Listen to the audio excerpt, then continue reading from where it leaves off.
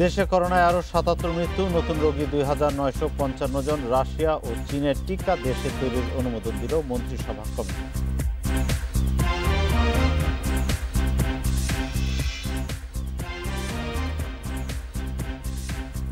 Lockdown ৫ মে পর্যন্ত বাড়িয়ে প্রজ্ঞাপন জারি, দোকানপাট খোলা রাত ৮টা পর্যন্ত। সড়কে চলাচল বাড়ায় জনজীবন প্রায় স্বাভাবিক। ময়নাতদন্তের প্রাথমিক তথ্যে গুলশানে মুনিয়ার মৃত্যুকে আত্মহত্যা বলছে পুলিশ। আগাম জামিন চেয়ে বসুন্ধরা এমডি আনভিরের হাইকোর্টে আবেদন।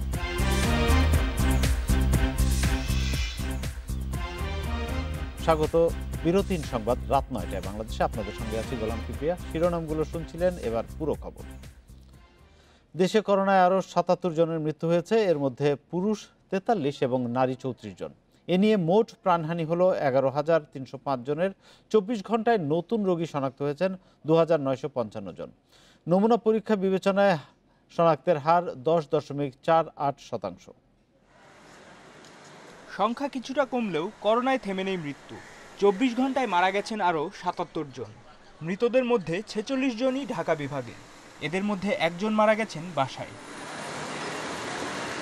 গত ২৪ ঘন্টায় ২৮,২০৬ নমুনা পরীক্ষায় করোনা শনাক্ত হয়েছে ২,৯৫৫ জনের। এদিকে দেশে নতুন করে সুস্থ হলেন ৫,৩৯২ জন। এ পর্যন্ত মোট সুস্থ হয়েছেন ৬,৭২,৩১৯ জন। আক্রান্তের তুলনায় সুস্থতা বাড়লেও ঝুঁকিমুক্ত ভাবার পরিস্থিতি এখনো আসেনি বলে মনে করছেন বিশেষজ্ঞরা। এই যে মার্কেটে ঈদের সময় যে প্রচন্ড আউটডোর মার্কেটের চাইতো ইনডোর মার্কেটগুলো, শপিং মলগুলোতে যে প্রচন্ড ভিড় হবে, এমনকি বাচ্চা কাচ্চা নিয়ে যাচ্ছে, আমরা দেখলাম যে তাদের মাস্কের বালা নেই, বাচ্চারা কিন্তু ক্যারিয়ার হতে পারে। তো এই যে এই সুপার স্প্রেডার ইভেন্ট গুলো আমাদের মারাত্মক ক্ষতি করে দিতে পারে। আর এটার ফলাফলটা আমরা পাবো কিন্তু ১৪ দিন পরে, আবার আমরা বুঝবো কিন্তু এখন না। স্বাস্থ্য অধিদপ্তর জানায় গত ২৪ ঘন্টায় আইসোলেশনে এসেছেন ৫৭৪ জন ও আইসোলেশন থেকে ছাড়া পেয়েছেন ৭৫২ জন। বর্তমানে আইসোলেশনে আছেন ১৯,৩৫৪ জন। মাহমুদুর নবী, ইন্ডিপেন্ডেন্ট নিউজ। রাশিয়ার স্পুতনিক ৫ এবং চীনের সিনোফার্ম থেকে সরাসরি ক্রয় পদ্ধতি অনুসরণ করে বাংলাদেশে টিকা উৎপাদনের জন্য অনুমোদন দিয়েছে মন্ত্রিসভা কমিটি। তবে কোন কোম্পানির মাধ্যমে উৎপাদন হবে সে বিষয়ে এখনও চূড়ান্ত সিদ্ধান্ত হয়নি। দুপুরে অর্থমন্ত্রীর সভাপতিত্বে সরকারি ক্রয় সংক্রান্ত মন্ত্রিসভা কমিটির ভার্চুয়াল বৈঠক শেষে সাংবাদিকদের এসব কথা জানান মন্ত্রিপরিষদ বিভাগের অতিরিক্ত সচিব ডক্টর শাহিদা আক্তার। ভারত থেকে চুক্তি অনুযায়ী সময় মতন করোনার টিকা পাচ্ছে না বাংলাদেশ। ফলে নতুন করে করোনার টিকা কেনার উৎস খোঁজা শুরু হয়। মঙ্গলবার রাশিয়ার তৈরি করোনা ভাইরাসের টিকা স্পুতনিক আমদানি ও জরুরি ব্যবহারের অনুমোদন দেয় সরকার। এর একদিন পরেই বুধবার মন্ত্রিসভার বৈঠকে প্রস্তাব উঠে করোনার টিকা ক্রয় প্রসঙ্গে। অর্থমন্ত্রী জানান, বিকল্প হিসেবে রাশিয়ার টিকা স্পুতনিক ও চীনের সিনোভ্যাক এর জন্য দুটি দেশের সংশ্লিষ্ট সংস্থার সঙ্গে আলোচনা চলছে টিকা উৎপাদনের বিষয়ে ব্যবস্থা নেয়ার জন্য। রাশিয়ান স্পুতনিক আর চায়নার সাইনোফার্ম, যেটা আমরা সাইনোভ্যাক হিসেবে জানি, এই দুটি দেশ তাদের সাথে আলোচনা চলছে আমাদের। তবে দেশে কোন কোম্পানির মাধ্যমে টিকা উৎপাদন হবে সে বিষয়ে জানতে চাইলে মন্ত্রিপরিষদ বিভাগের অতিরিক্ত সচিব ডক্টর শাহিদা আক্তার বলেন, এখনও নির্ধারণ হয়নি। তবে দেশের কোম্পানিগুলো উৎপাদনের সক্ষমতা রয়েছে। এই টিকা উৎপাদনের জন্য যে অর্থ খরচ হবে তা পরবর্তী অর্থনৈতিক কমিটিতে অনুমোদন দেয়া হবে। কত টাকার ইনভলভমেন্ট সেটা যখন সরকারি ক্রয় কমিটির মিটিং হবে তখন সে বিষয়টা, এখন এই সিসিইএ তে অর্থনৈতিক নীতিগত অনুমোদন দেওয়া হয়েছে। বাংলাদেশের যে কোম্পানি আছে তারা কয়েকটা কোম্পানি আছে তারা সক্ষম। সরকার ভারতের সিরাম থেকে এ পর্যন্ত ১,২,০০,০০০ করোনা টিকা সংগ্রহ করেছে, যার মধ্যে ইতিমধ্যে ৮১ লাখ টিকা দেয়া হয়ে গেছে। সিরামের টিকার পর স্পুতনিক টিকা আগামী মাসে ৪০ লাখ ডোজ আসবে বলে ওষুধ প্রশাসন অধিদপ্তর জানিয়েছে। ইফাতারা, ইন্ডিপেন্ডেন্ট নিউজ। জনগণকে বাঁচাতে সরকার যে কোনো জায়গা থেকেই করোনা টিকা সংগ্রহ করবে বলে মন্তব্য করেছেন আওয়ামী লীগের সাধারণ সম্পাদক ওবায়দুল কাদের। শহীদ শেখ জামালের ৬৮তম জন্মবার্ষিকী উপলক্ষে সকালে বনানী কবরস্থানে তার কবরে শ্রদ্ধা নিবেদন শেষে সাংবাদিকদের একথা জানান তিনি। ওবায়দুল কাদের বলেন, দোষারোপের রাজনীতি পরিহার করে দলমত নির্বিশেষে ঐক্যবদ্ধভাবে করোনাকে মোকাবেলা করাই এখন সবচেয়ে বড় চ্যালেঞ্জ। যে দলই করুক, হত্যার রাজনীতি কারো কাম্য নয় বলে মন্তব্য করেন আওয়ামী লীগের সাধারণ সম্পাদক।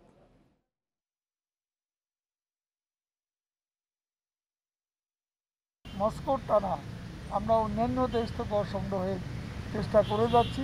আমরা আমেরিকা থেকেও চেষ্টা করছি, চীনও দিতে সহযোগিতার হাত প্রসারিত করতে চায়। আমরা যেখান থেকে পাবো, আমাদের দরকার এখানে অন্য কারোর সাথে কোনো বিশেষ সম্পর্কের কোনো বিষয় নেই। আমাদের ভ্যাকসিন দরকার, আমাদের জনগণকে বাঁচাতে যেখান থেকে পাবো সেখান থেকে আমরা ভ্যাকসিন সংগ্রহ করব। করোনা সংক্রমণের হার ২৪% থেকে কমে ১২ থেকে ১৩% নেমেছে উল্লেখ করে স্বাস্থ্যমন্ত্রী জাহিদ মালেক জানিয়েছেন, এটা আশার আলো দেখাচ্ছে। তবে স্বাস্থ্যবিধি না মেনে চললে আবারও সংক্রমণ বেড়ে যেতে পারে। বিকেলে বক্ষব্যাধি হাসপাতালের ১৫০ শয্যার করোনা ইউনিট অনলাইনে উদ্বোধন করে কথা বলেন স্বাস্থ্যমন্ত্রী। টিকার বিষয়ে তিনি বলেন, রাশিয়ার টিকা পেতে চুক্তি হয়েছে, আর চীনের সঙ্গেও দ্রুত চুক্তি করবে সরকার। সকল হাসপাতাল মিলে প্রায় অর্ধেক বেড এখন খালি আছে, সরকারি বেসরকারি, অর্থাৎ রোগীর সংখ্যা কমে গেছে। এবং তার পিছনে অনেক কিছু কাজ করেছে, জনগণের সচেতনতা কাজ করেছে। লোকে এখন মাস্ক বেশি করে পরে, প্লাস আমরা লকডাউনের কারণে যাতায়াত কম হচ্ছে, সব মিলে এটা কমেছে। কিন্তু বাড়তে সময় লাগে না। আবার আমরা যদি কিনা বেপরোয়া হয়ে চলি, আমরা যদি সামাজিক দূরত্ব বজায় না রাখি, মাস্ক না পরি, তাহলে পরে আবারও এটা বেড়ে যাওয়ার সম্ভাবনা আছে।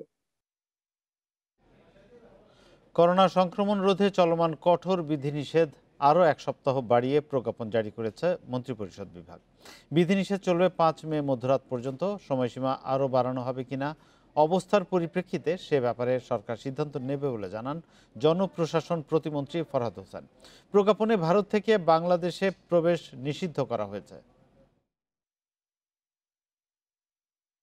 করোনা ভাইরাসের সংক্রমণ রোধে চলমান বিধিনিষেধের মেয়াদ আগামী ৫ মে মধ্যরাত পর্যন্ত বাড়িয়ে বুধবার প্রজ্ঞাপন জারি করেছে মন্ত্রিপরিষদ বিভাগ। আগের বিধিনিষেধের সঙ্গে আরও ৬টি ধারা যোগ করা হয়েছে এই প্রজ্ঞাপনে। করোনার দ্বিতীয় ঢেউয়ে শনাক্ত ও মৃত্যু বাড়তে থাকলে ১৪ এপ্রিল থেকে ৭ দিনের বিধিনিষেধ দেয় সরকার। পরে সেটি বাড়ানো হয় ২৮ এপ্রিল পর্যন্ত। এখন বাড়ল ৫ মে পর্যন্ত। জনপ্রশাসন প্রতিমন্ত্রী জানান, ভারতে করোনা ভাইরাস পরিস্থিতি অবনতি হওয়ায় জনস্বাস্থ্য বিশেষজ্ঞদের পরামর্শ মেনে বাড়ানো হলো লকডাউন। আগের মতো জরুরি সেবা দেয়া প্রতিষ্ঠান ছাড়া যথারীতি সরকারি বেসরকারি অফিস, গণপরিবহন বন্ধ থাকবে, খোলা থাকবে শিল্প কারখানা। এই পরিস্থিতি মোকাবেলা করার জন্য সব ধরনের প্রস্তুতি আমাদের রাখতে হবে। আমাদের যখন যেটা প্রয়োজন সেটাই আমাদের করতে হবে, জনস্বাস্থ্য বিশেষজ্ঞদের পরামর্শ অনুযায়ী। প্রতিমন্ত্রী আরও জানান, এই সময়ে মার্কেট ও দোকানপাট সকাল 10টা থেকে রাত 8টা পর্যন্ত খোলা থাকবে। তিনি বলেন, আগামী দিনগুলোতে সতর্ক থাকতে হবে এবং বিধিনিষেধ মেনে চলতে হবে। আমাদের আগের যে বিধিনিষেধ ছিল, অফিস আদালতের যে বিধিনিষেধ, আমাদের রেস্টুরেন্টের বিধিনিষেধ ছিল, আমাদের সেগুলো বরাবর থাকবে। এখানে আমরা সকলকেই অপ্রয়োজনের বাইরে না আসার জন্য যে আমাদের বিধিনিষেধ ছিল, যে অপ্রয়োজনের বাইরে আসার দরকার নাই, স্বাস্থ্যবিধি মেনে চলা, আমাদের ডাবল মাস্ক পরা, এগুলো আমাদের খুব জোরালো হবে যাতে করে সকলেই প্রতিপালন করে। প্রজ্ঞাপনে স্থল, নৌ ও আকাশপথে কারো ভারত থেকে দেশে প্রবেশে নিষেধাজ্ঞা দেওয়া হয়েছে। তবে বাংলাদেশি নাগরিকরা ভারতে অবস্থিত বাংলাদেশ হাইকমিশনের অনুমতি সাপেক্ষে দেশে আসতে পারবেন। এক্ষেত্রে 14 দিনের কোয়ারেন্টিনে থাকতে হবে। Hasib Mahmud Shah, independent News, Dhaka. Corona সংক্রমণ রোধে লকডাউনে গণপরিবহন বন্ধ থাকলেও থেমে নেই আন্তঃজেলা যাতায়াত। ভাড়ায় চালিত বাইক, সিএনজি, অটোরিকশা এবং প্রাইভেট কারে করে যাতায়াত করছে মানুষ। শপিং মল, দোকানপাট সহ বেশিরভাগ প্রতিষ্ঠান খোলা থাকায় ঢাকা ফিরেছে পুরনো রূপেই। শুধু বাস ছাড়া সড়ক মহাসড়কে চলছে সব রকমের যানবাহন। রাজধানীর গাবতলী বাসস্ট্যান্ড দক্ষিণাঞ্চলের অন্তত 21 জেলার মানুষ চলাচল করে এই রুট দিয়ে। করোনা সংক্রমণ কমাতে চলমান লকডাউনে কয়েক সপ্তাহ ধরে বন্ধ আন্তঃজেলা বাস চলাচল, তবে তারপরও থেমে নেই বিভিন্ন জেলা যাতায়াত। ও বাড়ি যাচ্ছি, ও দেশে ক্ষেত ধান আছে তো ধান কাটতে যাবো আর কি। যাতায়াতের ব্যবস্থা নাই তো কাটা কাটা গাড়িতে যাবো আর কি। মেয়ের বাসায় আসছিলাম বেড়াতে, এখন এসে আটকায় পড়ে গেছি। এখন গাড়ি ঘোড়া চলবে না, কিভাবে যাবো? ব্যাঙ্গে ব্যাঙ্গে চলে যাইতে হইতেছে। ঢাকার বাইরে যেতে মানুষ বেছে নিয়েছেন ভাড়ায় চালিত মোটরসাইকেল, সিএনজি, অটোরিকশা ও প্রাইভেট কার। বিভিন্ন প্রতিষ্ঠানের কর্মীদের জন্য নির্ধারিত স্টাফ বাসেও তোলা হচ্ছে সাধারণ যাত্রী। গন্তব্যে পৌঁছাতে দ্বিগুণের বেশি ভাড়া দিতেও দ্বিধা করছেন না কেউ। আল্লাহ তো দুনিয়ায় যেভাবে নেয় ব্যাঙ্গে চুরে যেভাবে যাচ্ছি, ভাড়ায় যে কম বেশ তো ডবল ভাড়া নিয়েছে, 3 গুণ ডবল ভাড়া। ঢাকা ছাড়তেছে এখন লকডাউনের কারণে, লকডাউন দিয়ে দিচ্ছে, তারা ঢাকা থেকে করবে কি? লকডাউনের শুরু থেকে খোলা ব্যাংক, শেয়ার বাজার সহ অনেক প্রতিষ্ঠান, পাশাপাশি মার্কেট ও দোকানপাট খুলে দেওয়ায় রাস্তায় ভিড় বেড়েছে মানুষের। বাস ছাড়া সব ধরনের যানবাহনে চলছে সড়কে, তাই দেখা দিচ্ছে যানজটও। মানুষকে কোনোভাবেই নিয়ন্ত্রণ করা যাচ্ছে না বলে জানিয়েছে পুলিশ। রাস্তায় গাড়ির সংখ্যা অনেক বেড়ে যাওয়ায় সবাইকে জিজ্ঞাসাবাদ করা অসম্ভব হয়ে পড়েছে। মানুষ তো নানা অজুহাতে বেরোচ্ছে, ঢাকা ছাড়ছে নানা অজুহাত দিয়ে, এই তো আর কি। আমরা চেষ্টা করতেছি, যদি আমরা উপযুক্ত কারণ দেখাতে না পারে আমরা আইনগত ব্যবস্থা নিচ্ছি। বাইরে চলাফেরার ক্ষেত্রে মাস্ক পরা সহ স্বাস্থ্যবিধি মেনে না চললে করোনা সংক্রমণ আবারও মারাত্মক আকার নিতে পারে বলে সতর্ক করেছেন স্বাস্থ্য বিশেষজ্ঞরা। Reshma Nandi, independent news. NOC নিয়ে ভারত থেকে দেশে ফিরে বেনাপোলে নিজ খরচে হোটেলে বাধ্যতামূলক কোয়ারেন্টিনে ভোগান্তিতে মানুষ। স্বাস্থ্যকর পরিবেশ, পুষ্টিকর খাবার এবং চিকিৎসার ফলো আপ না থাকার অভিযোগ রয়েছে। তো হোম কোয়ারেন্টিনে পাঠানোর দাবি ভুক্তভোগীদের। বাংলাদেশ ভারত সীমান্ত বন্ধ হওয়ার পর অনাপত্তিপত্র নিয়ে দেশে ফিরেছেন অনেকেই। কেউ ওপেন হার্ট সার্জারি, কেউ বা ক্যান্সারের চিকিৎসা শেষে ফিরেছেন। তাদের দাবি, বেনাপোলে প্রাতিষ্ঠানিক কোয়ারেন্টিনে নেই ফলো আপ চিকিৎসা, নেই স্বাস্থ্যকর পরিবেশ ও পুষ্টিকর খাবার। এমন পরিস্থিতির কারণে ঝুঁকিতে পড়ছেন রোগীরা। আমি ওপেন হার্ট সার্জারি করে আসছি, আমার প্রতি মুহূর্ত ডায়াবেটিস, প্রেশার চেক করতে হয়, ডাক্তার আমাকে হার্টবিট চেক করতে হয়। এই যে বাচ্চারা অসুস্থ হয়ে গেছে খাওয়া দাওয়া না করে, এখন আমরা যদি কোয়ারেন্টাইনে রাখি তাহলে বাচ্চাদের কিভাবে রাখবো? আমরা সাহায্য নিয়ে যে আমি বাচ্চাটা চিকিৎসা করে নিয়ে আসছি, আমার বাচ্চাটা যদি কিছু হয় এর দায়িত্ব তো কে নিবে? আমাদের হোম কোয়ারেন্টাইনে পাঠাক, আমাদের লোকাল যে থানা পুলিশ আছে তাদেরকে দিয়ে আমাদের ওইভাবে প্রোটেকশন দেয় যে না, তারা বাসা থেকে বেরোবে না। তবে বেনাপোল বন্দর কর্তৃপক্ষ বলছে, সরকারি নির্দেশনা মেনেই প্রাতিষ্ঠানিক কোয়ারেন্টিনে রাখা হয়েছে। যাত্রীদের দেয়া হচ্ছে সব ধরনের সহায়তা। বাংলাদেশে ঢোকার পর তাদের যে পানি, তাদের স্যানিটাইজেশন, তাদের মাস্কের যে ব্যবস্থাগুলো করার এখানে করা হচ্ছে, বন্দর থেকে এ বিষয়ে সর্বোত্তম সহযোগিতা করা হচ্ছে। বুধবার দুপুর পর্যন্ত ভারত ফেরত ৩১৫ জন রয়েছেন প্রাতিষ্ঠানিক কোয়ারেন্টিনে। Independent news desk. স্বাস্থ্যবিধি মেনে অর্ধেক যাত্রী বহন এবং ৬০% বর্ধিত ভাড়া নেওয়ার শর্তে গণপরিবহন চালু করার দাবি জানিয়েছেন পরিবহন মালিকরা। তারা বলছেন, রাজধানী সহ দূরপাল্লার পথেও বাস চালু করতে চান তারা। এক্ষেত্রে অর্ধেক আসনে ফাঁকা রেখে চালানো যেতে পারে। স্বাস্থ্যবিধি মানার বিষয়েও তারা তৎপর থাকবেন। চলমান লকডাউনে খোলা রয়েছে মার্কেট, অফিস, গার্মেন্টস। সড়কে চলছে বাস ছাড়া অন্য সব যানবাহন, শুধু বন্ধ রয়েছে গণপরিবহন। গণপরিবহন বন্ধ থাকায় কর্মহীন হয়ে পড়েছেন দেশের 50 লাখ পরিবহন শ্রমিক। তারা বলছেন, কাজ না থাকায় তাদের উপার্জন নেই, তারা আছেন নানা সংকটে। এখন সামনে ঈদ, রোজা চলতেছে, এখন ঢাকা শহরে থাকতে হইলে, বাসা ভাড়া, ফ্যামিলি নিয়ে থাকতে হইলে অনেক সমস্যা। আমাদের পিঠ দেওয়ালে ঠেকে গেছে। এই 1 মাস যাবৎ মানুষের কাছ থেকে ডানে বামে থেকে হাওলাত বরাত নিজের যা ছিল এগুলো সব তো মোটামুটিভাবে সংসার খুবই কষ্টে চলতেছে। বাংলাদেশের সব সেক্টর খোলা আছে, সব কিছু চলতেছে, পরিবহনটা কেন বন্ধ থাকবে? তাহলে সরকারের কাছে আবেদন জানাই পরিবহনটাও খুলে দিক। সরকারের সিদ্ধান্ত অনুযায়ী লকডাউন চলবে 5ই মে পর্যন্ত। তবে এর আগেই স্বাস্থ্যবিধি মেনে গণপরিবহন চালাতে চান মালিক শ্রমিকরা। আমরা সেইভাবে স্বাস্থ্যবিধি মেনে চলবো। আমরা যদি স্বাস্থ্যবিধি মেনে চলতে না পারি, যে গাড়িতে স্বাস্থ্যবিধি লঙ্ঘন হবে সাথে সাথে রাস্তায় পুলিশ আছে, প্রশাসন আছে, তাদেরকে অ্যারেস্ট করবে, তাদের জরিমানা করবে। আমরা সেটা দিতে প্রস্তুত আছি। পরিবহন মালিকেরা বলছেন এ নিয়ে সড়ক পরিবহন ও সেতুমন্ত্রী ওবায়দুল কাদেরের কাছে আলোচনার মাধ্যমে দাবিও জানিয়েছেন তারা। সরকারেরও আমাদের দিকে তাকানো উচিত, আমি মনে করি যে ওই আমাদের শ্রমিকদেরকে প্রণোদনা দিক, তাদেরকে সহায়তা করুক, আমরা গাড়ি বন্ধ করে রাখতে চাই। ওই সমস্ত গাড়িগুলো বন্ধ করা হোক, তা না হলে আমাদের গাড়িগুলো চলাচলের ব্যবস্থা করা হোক। শুরুতে অর্ধেক আসন ফাঁকা রেখে সিটি কর্পোরেশন এলাকায় গণপরিবহন চালু হতে পারে বলে মনে করছেন পরিবহন মালিকেরা। Jahanara Parvin, Independent News, Dhaka. সরকার নয়, বিএনপি বিকারগ্রস্ত এবং দুষ্কৃতকারীদের পক্ষে বললেন তথ্য ও সম্প্রচার মন্ত্রী ডক্টর হাসান মাহমুদ। জোর করে ক্ষমতা ধরে রাখতে গিয়ে সরকার বিকারগ্রস্ত হয়ে পড়েছে এবং নেতাকর্মীদের বিরুদ্ধে মামলা করছে। বিএনপি মহাসচিবের এ বক্তব্যের পরিপ্রেক্ষিতে তথ্যমন্ত্রী তার বাসভবনে সাংবাদিকদের কাছে এ মন্তব্য করেন। করোনার টিকা নিয়ে তারা কিভাবে বিভ্রান্তি ছড়িয়েছে এখনও সেই অপচেষ্টা চালিয়ে যাচ্ছে বলে অভিযোগ করেন তিনি। আরেকদিন আগে তিনি অনলাইনে তিনি সাংবাদিকদের সাথে সংযুক্ত হয়ে বলেছে 6 মাস লাগবে নাকি টিকা আসতে, অথচ আগামী মাসে টিকা চলে আসছে। অর্থাৎ বিএনপি আর তার নেতৃত্বই বিকারগ্রস্ত হয়ে পড়েছে। সরকার অত্যন্ত দক্ষতার সাথে আজকে যে করোনা মহামারী চলছে সেটাকে মোকাবেলা করছে।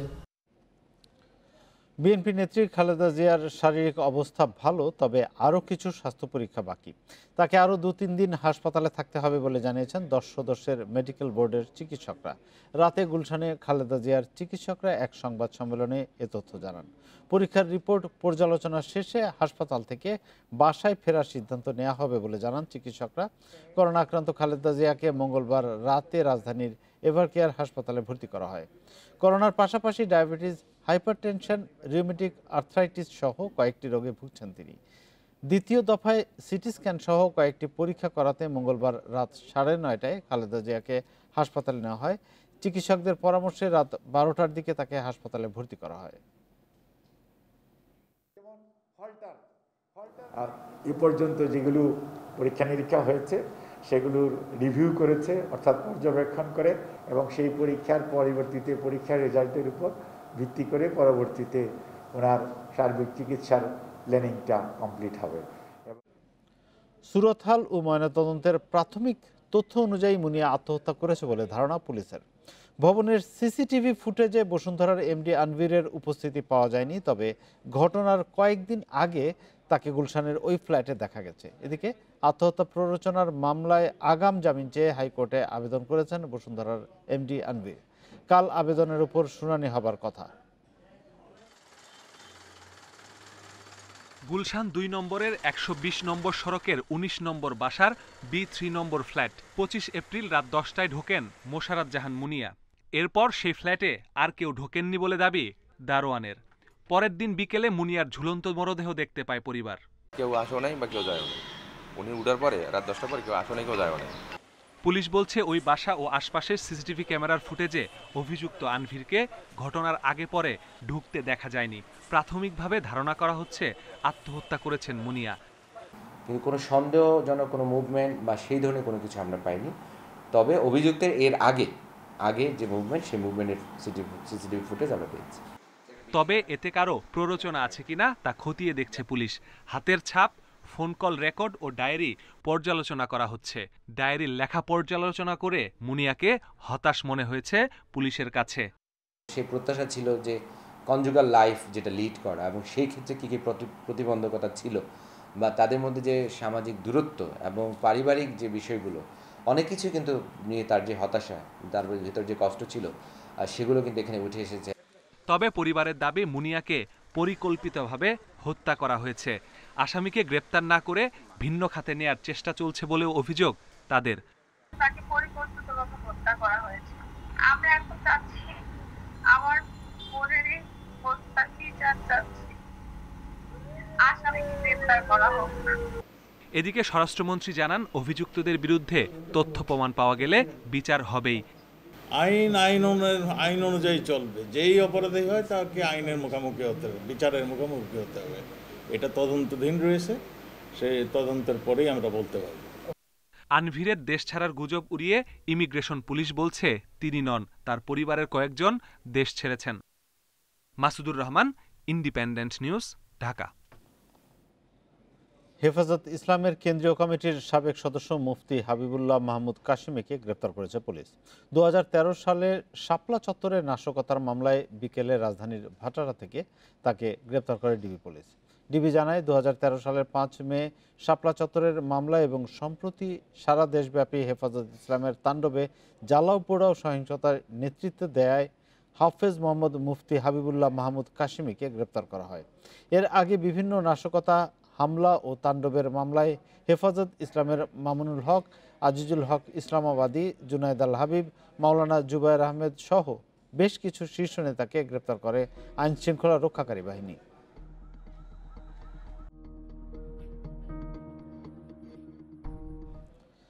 দেশে তাপমাত্রা কিছুটা কমেছে, তবে ঢাকা, যশোর, শ্রীমঙ্গল, রাজশাহী সহ 12 জেলার উপর দিয়ে বইছে মাঝারি তাপ প্রবাহ। আবহাওয়া অফিস বলছে 2-1 দিনের মধ্যে সিলেট, রংপুর ও ময়মনসিংহে হালকা বৃষ্টির সম্ভাবনা রয়েছে। আর মে মাসের প্রথম সপ্তাহে কালবৈশাখী ঝড়ের পূর্বাভাস দিয়েছে আবহাওয়া অফিস। এপ্রিলে নেই কালবৈশাখী ঝড়, নেই বৃষ্টির দেখা, খরায় পুড়ছে সারা দেশ। বুধবার শ্রীমঙ্গলে তাপমাত্রার পারদ উঠেছে সর্বোচ্চ 38.5 ডিগ্রি সেলসিয়াস, রাজশাহীতে 38.3 আর রাজধানী ঢাকায় তাপমাত্রা 38 ডিগ্রি সেলসিয়াস, যা আবহাওয়া বিজ্ঞানের পরিভাষায় মাঝারি তাপপ্রবাহ। এদিকে এই তীব্র তাপপ্রবাহে অতিষ্ঠ হয়ে উঠেছে সাধারণ মানুষের জনজীবন। এমনিতেই লকডাউন, তার উপর যারা বাধ্য হয়ে কাজে বের হচ্ছেন, দুপুরের গরমে তাদের অবস্থা দুর্বিষহ। বিশেষ করে রাস্তায় খেটে খাওয়া মানুষগুলোর নাভিশ্বাস উঠেছে। তৃষ্ণায় বুকটা আপনার শুকায় থাকে, তার জন্য ঠান্ডা পানি খাই আমরা। তারপর খাওয়া ঠিক না, তারপরে কলেরা, বিভিন্ন অসুখ, বিভিন্ন কোয়ালিটির অসুখ সমস্যা হইতেছে মানুষের।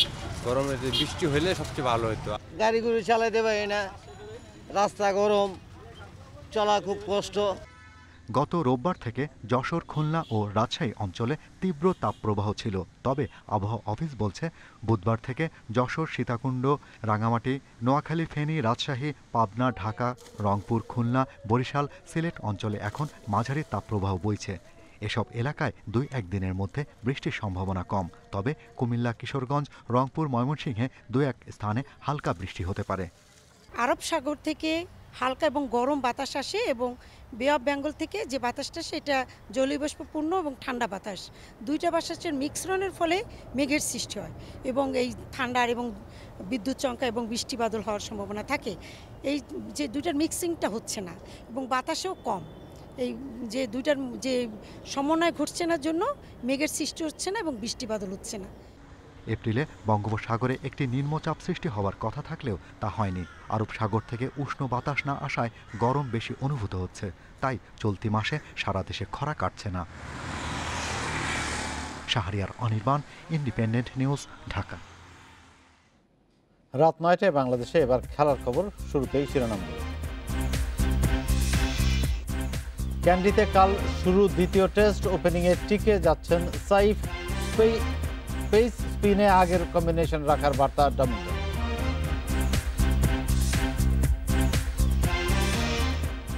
চ্যাম্পিয়ন্স লিগে রাতে পিএসজি ম্যান সিটির লড়াই, ঘরের মাঠে জিততে চান পোচেত্তিনো। কঠিন চ্যালেঞ্জে সাহসী গার্দিওলা।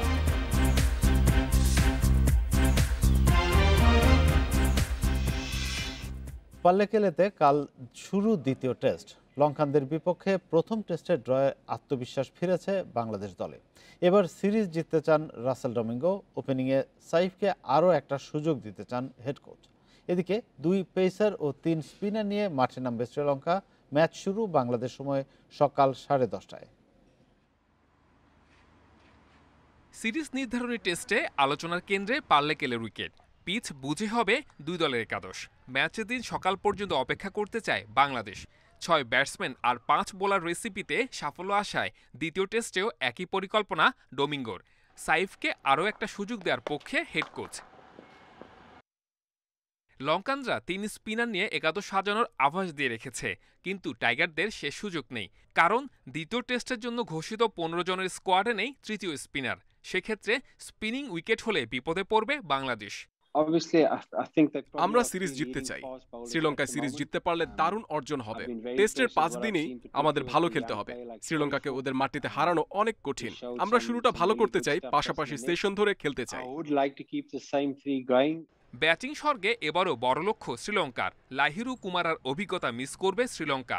তার জায়গায় রিস্ট স্পিনার সান্দাকান কিংবা অফ স্পিন অলরাউন্ডার রমেশের সুযোগ মিলবে। প্রথম টেস্টের উইকেটে বোলারদের জন্য কিছুই ছিল না। আশা করছি এবার উইকেট বোলারদের কিছুটা সাহায্য করবে। আমরা 2 সিমার আর 3 স্পিনার নিয়ে খেলানোর পরিকল্পনা করছি। অতীত পরিসংখ্যান লঙ্কার পক্ষে। ঘরের মাঠে বাংলাদেশের বিপক্ষে কখনো সিরিজ হারেনি ওরা। অতীত মিলে গেলে সিরিজটা থেকে যাবে লঙ্কার ঘরেই। Saiful Majumdar, independent news. Test ক্রিকেটে নতুন বলের চ্যালেঞ্জ আর উদ্বোধনী জুটি নিয়ে ভুগছে বাংলাদেশ। অভিজ্ঞ তামিমের সঙ্গী হিসেবে এখনও কেউই ধারাবাহিক নন। শ্রীলঙ্কায় সুযোগ পেয়ে ব্যর্থ সাইফ হাসান আরও একটা সুযোগ পাচ্ছেন। আগের কম্বিনেশনেই আস্থা রাখতে চান ডমিঙ্গো, অর্থাৎ 3 পেসার এবং 2 স্পিনার নিয়েই খেলবে বাংলাদেশ। ওপেনিংয়ে তামিমের সঙ্গী নিয়ে থিতু হতে চাইলেও পারেনি টিম ম্যানেজমেন্ট। শ্রীলঙ্কায় সাইফ হাসান সুযোগ পেলেন, কিন্তু প্রথম টেস্টের ব্যর্থতা তাকে ফেলে দিল প্রশ্নের মুখে। আউটের ধরনে পরিষ্কার, নতুন বলের দুর্বলতা, সুইং মোকাবেলায় যে দুর্দশা একজন ওপেনারের জন্য তা নিঃসন্দেহে অস্বস্তি।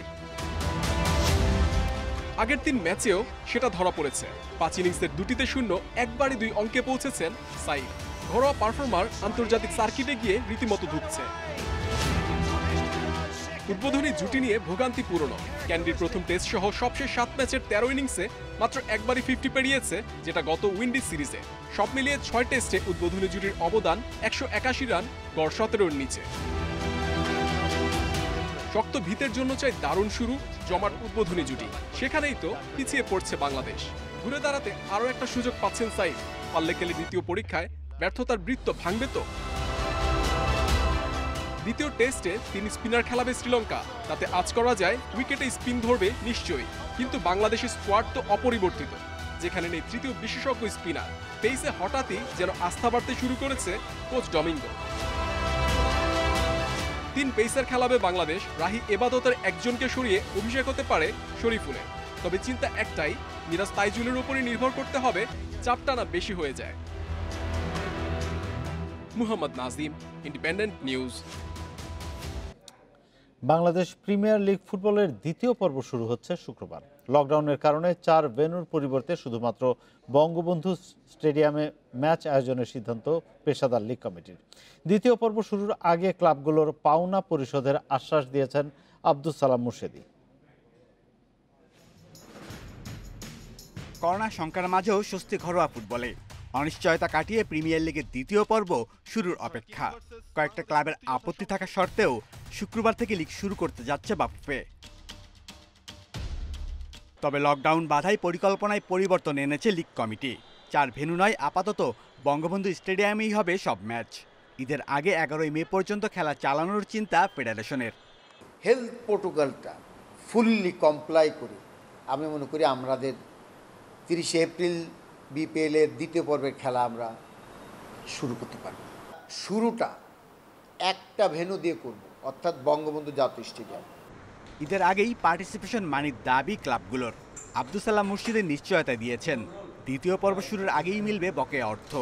অন্ততপক্ষে পেশাদার লিগ শুরুর আগে তাদের প্রত্যেকটা ক্লাবকে অন্তত তাদের যেন একটি চেক তাদের হাতে পৌঁছায়, সেইভাবে একটি ব্যবস্থা আমি অবশ্যই নিব। ছেলেদের খেলা শুরু হলেও স্থগিত নারী ফুটবল নিয়ে চূড়ান্ত সিদ্ধান্তে পৌঁছায়নি BAFUFE. Shamim Ahmed, Independent News, Dhaka. Champions League সেমির প্রথম লেগে লড়বে পিএসজি ও ম্যানচেস্টার সিটি।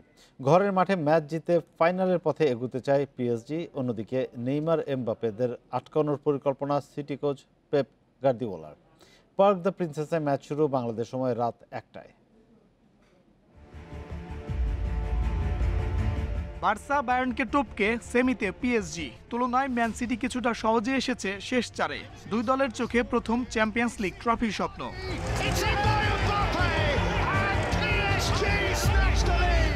যার ক্যারিশমায় পিএসজির স্বপ্নযাত্রা, সেই এমবাপেকে নিয়ে শঙ্কা যোগ করেছে অস্বস্তি। ইনফর্ম ফরওয়ার্ডের ফিটনেস চিন্তার প্রধান কারণ। প্যারিসেই সুখে আছেন নেইমার, এই বার্তা বিগ ম্যাচের আগে ফ্রেঞ্চ চ্যাম্পিয়নদের চাঙা রাখতে পারে। এমবাপের সাথে তার জুটি জমে গেলে সিটি রক্ষণের জন্য হবে আতঙ্কের। এখন আমরা অভিজ্ঞ, তবে এগোতে হবে ধাপে ধাপে। ম্যান সিটিকে হারানো এটা খুবই কঠিন। গার্দিওলাকে সম্মান করি, তিনি অসাধারণ কোচ, সবসময় ভিন্ন কৌশল নিয়ে ভাবেন। আমি তাকে ও তার দলকে চ্যালেঞ্জ জানাতে চাই। ক্যারাবাও কাপ জয়ের টাটকা স্মৃতি সঙ্গী করে নামবে ম্যানচেস্টার সিটি। পচেত্তিনোর সাথে হেড টু হেড পরিসংখ্যান গার্দিওলাকে সাহসী করছে। এবার সিটিকে আরাধ্য চ্যাম্পিয়ন্স লিগ জিতিয়ে আক্ষেপ ঘোচানোর অপেক্ষা। রক্ষণ যতই শক্ত হোক, পিএসজি জানে কিভাবে গোল করতে হয়। তাদের আক্রমণ ভাগ সম্পর্কে ধারণা আছে। তাদের হারানোর কৌশল মাঠেই খুঁজে নিতে হবে। সবাই দায়িত্ব সম্পর্কে সচেতন হলে বড় ম্যাচে সফলতা সম্ভব। দুই দলের সবশেষ দেখা হয়েছিল 2015-16 মৌসুমে। সেবার পিএসজিকে বিদায় করে সেমিফাইনালে উঠে ম্যান সিটি।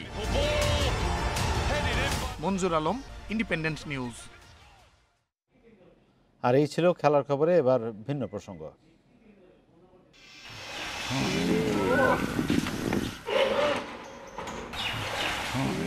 লকডাউনের মধ্যে রাজধানীর চিড়িয়াখানায় জন্ম নিয়েছে 30টি প্রাণী। জলহস্তী জেব্রা, আফ্রিকান ঘোড়া, ময়ূর এবং ইমু পাখির ঘরে এসেছে নতুন অতিথি। কর্তৃপক্ষ বলছে লোক সমাগম নেই বলে প্রাণীর প্রজনন ভালো হচ্ছে। জানালেন বিশ্বের অনেক দেশে চিড়িয়াখানায় পশু করোনায় আক্রান্ত হলেও মিরপুর এখনো সংক্রমণ মুক্ত।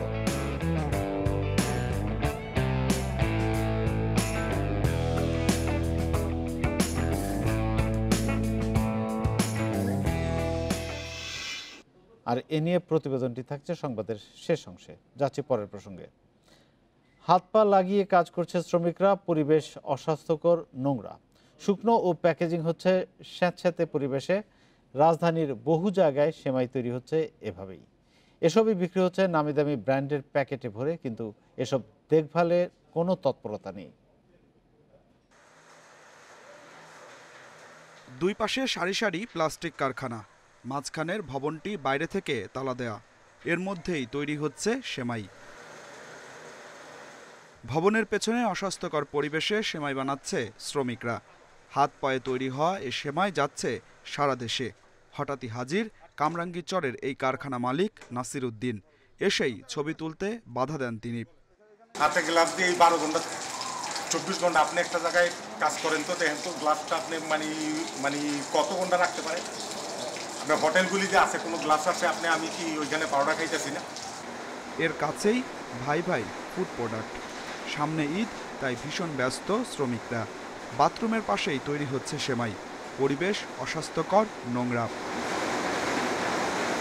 সেমাই শুকানো হচ্ছে স্যাঁতস্যাঁতে কক্ষে, যেখানে মাছিদের রাজত্ব। আর ভাজার পর রেখে দেওয়া হয়েছে মেঝেতে। জমেছে ধুলোর আস্তর। প্যাকেজিং রুমের চিত্র আরও ভয়াবহ। মেঝেতে ফেলা প্যাকেটে ভরা হচ্ছে সেমাই।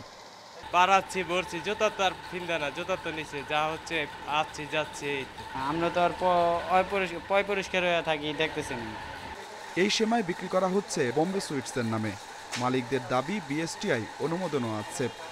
ইনশাল্লাহ বাবা, এটা অনেক স্বাস্থ্যসম্মত। এটার ভিতরে কোনো কিছু নাই, একটু ময়দা আর পানি, আর কিছু না। এটার ভিতরে লবণও লাগে না। তো এটার ভিতরে স্বাস্থ্যর বোঝেনি তো কি আছে, কিচ্ছু নাই এটার ভিতরে। কিন্তু এসব তদারকিতে মাঠে নেই বিএসটিআই কর্মকর্তারা। এসব কারখানার বিরুদ্ধে অভিযান চালানোর কথা বলছে র্যাব। অসাধু ব্যবসায়ী আছে, তাদের কিন্তু কোনো প্রকার অধিকার নেই মানুষের কষ্টার্জিত এই যে অর্থ তারা হাতিয়ে নিয়েই বলবো আমি, তারা এই যে অপরিষ্কার, অপরিচ্ছন্ন, মানহীন ভেজাল খাদ্য খাওয়াবে। তা আমাদের এটা সার্ভিলেন্সে আছে, ডাটা কালেক্ট হচ্ছে। অবশ্যই তাদের বিরুদ্ধে আইনানুগ ব্যবস্থা গ্রহণ করা হবে, দৃষ্টান্তমূলক ব্যবস্থা গ্রহণ করা হবে।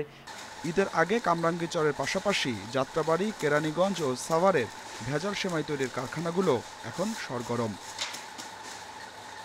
Adilur Rahman, Independent News, Dhaka. ঘোষণা ছাড়াই সকাল থেকে চট্টগ্রাম মেডিকেল কলেজ হাসপাতালে ইন্টার্ন চিকিৎসকরা কর্মবিরতি পালন করছেন। মঙ্গলবার ছাত্রলীগের দুই পক্ষের ধাওয়া পাল্টা ধাওয়ার প্রতিবাদে তারা কাজে যোগ দেননি। এ নিয়ে দুপুর থেকে কয়েক দফা বৈঠক করেছে হাসপাতাল কর্তৃপক্ষ এবং কলেজ প্রশাসন। চট্টগ্রাম মেডিকেল কলেজ হাসপাতালের পরিচালক brigadier general SM Humayun Kabir জানান, গতরাতে ছাত্রলীগের দুই পক্ষের উত্তেজনার জেরে আজ সকাল থেকে কাজে যোগ দেননি ইন্টার্ন চিকিৎসকরা। সব পক্ষকে নিয়ে সমস্যা সমাধানের চেষ্টা চলছে বলে জানান তিনি। তবে শেষ খবর পাওয়া পর্যন্ত কোনো সমাধানে পৌঁছানো যায়নি।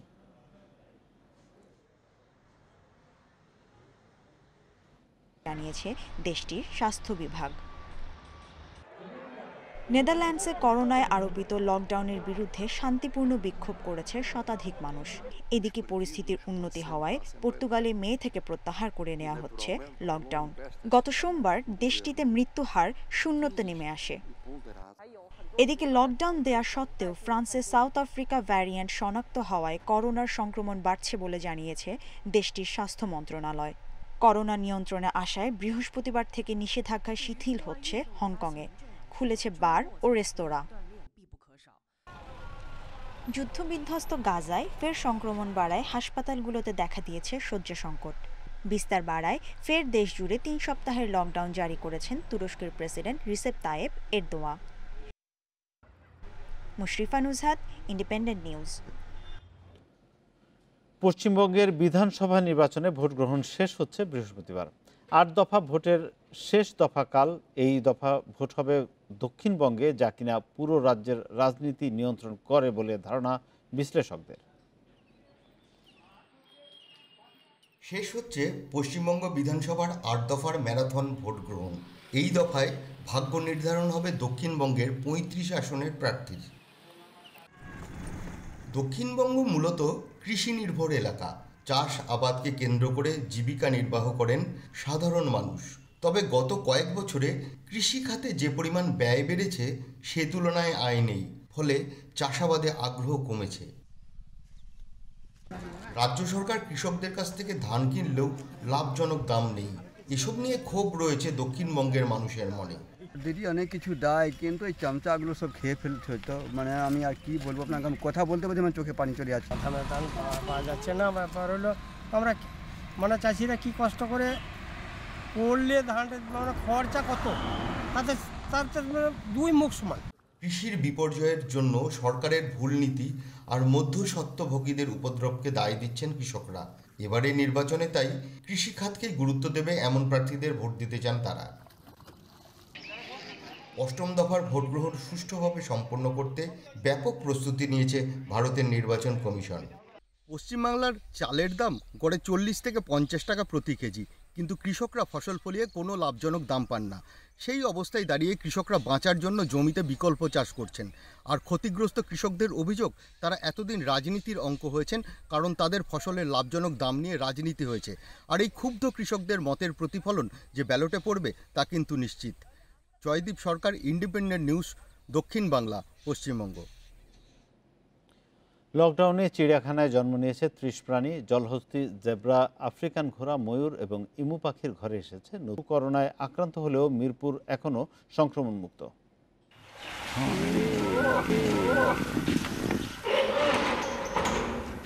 যুক্তরাষ্ট্রসহ বেশ কিছু দেশে বাঘ সিংহের শরীরে করোনা শনাক্ত হয়েছে।